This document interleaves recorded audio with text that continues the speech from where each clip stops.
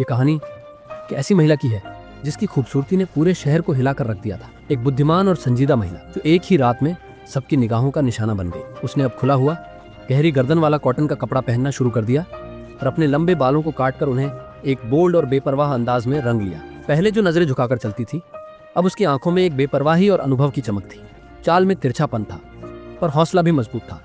वो एक जगह बैठती है, सिगरेट को होठों पर टिकाती है और जैसे ही वो सिगरेट होठों तक लाती है, चारों तरफ से दर्जनों माचिस और लाइटर एक साथ जल उठते। लेकिन वो किसी से एक भी शब्द नहीं बोलती और न ही कोई ऐसा था जो आगे आकर उसकी सिगरेट सुलगा सके। एक देवी जैसी सौम्य महिला जिसे दुनिया के सबसे डरावने इरादों ने घेर लिया।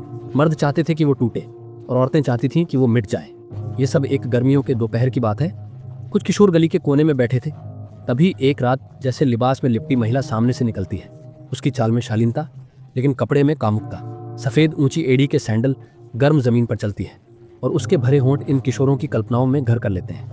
मगर वो महिला जो दिखने में बर्फ जैसी ठंडी थी, इन सबसे अनजान लगती थी।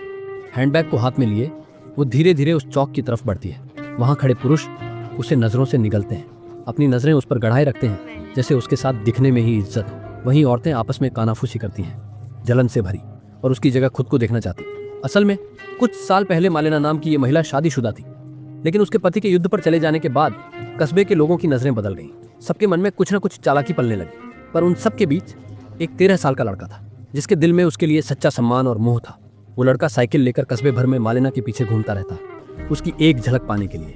वो छिपकर उसके घर के सामने खड़ा रहता, किसी चमत्कारी मिलन की उम्मीद में। एक दिन मालेना ने दरवाजा खोला। रेशमी नाइट गाउन में सामने आई। उसने लड़के को अंदर बुलाया और जैसे ही वो हिचकते हुए पास गया, मालेना के हाथ से एक सिक्का गिर पड़ा।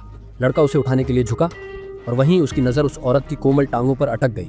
लेकिन फिर उसे एहसास हुआ ये तो सिर्फ उसकी कल्पना थी। रात को वो लड़का फिर से छत पर चढ़ा उसे देखने के लिए। मालेना अपने पति की तस्वीर के साथ बैठी थी, उसे याद करते हुए मानो उसके साथ नाच रही हो। और फिर अगले दिन एक झटका लगा। सेना से खबर आई कि मालेना का पति युद्ध में मारा गया। जहां मालेना दुख में डूबी थी, वहीं कस्बे के मर्द जश्न मना रहे थे। अब उन्हें मौका दिखने लगा। औरतों की जलन भी बढ़ गई। उन्होंने झूठी कहानियां बनानी शुरू कर दी। मालेना की बदनामी होने लगी। यहाँ तक कि उसके पति के एक साथी जो उसे ढाढ़स बंधाने आया था, वो भी एक झूठी अफवाह का शिकार हो गया। एक दंत चिकित्सक ने उसके ऊपर चिल्लाते हुए उसे थप्पड़ मार दिया और दोनों में झगड़ा हो गया। जल्द ही पुलिस और डॉक्टर की पत्नी भी वहां पहुंच गई, लेकिन दोष मालेना पर मढ़ा गया। उसे अदालत में घसीटा गया। उसके पति की पेंशन बंद हो गई। अब उसके पास कोई सहारा नहीं बचा। वो एक वकील के पास मदद मांगने गई, मगर वहां भी उसे जिल्लत और अपमान ही मिला। पैसे के लिए उसकी बेइज्जती की गई।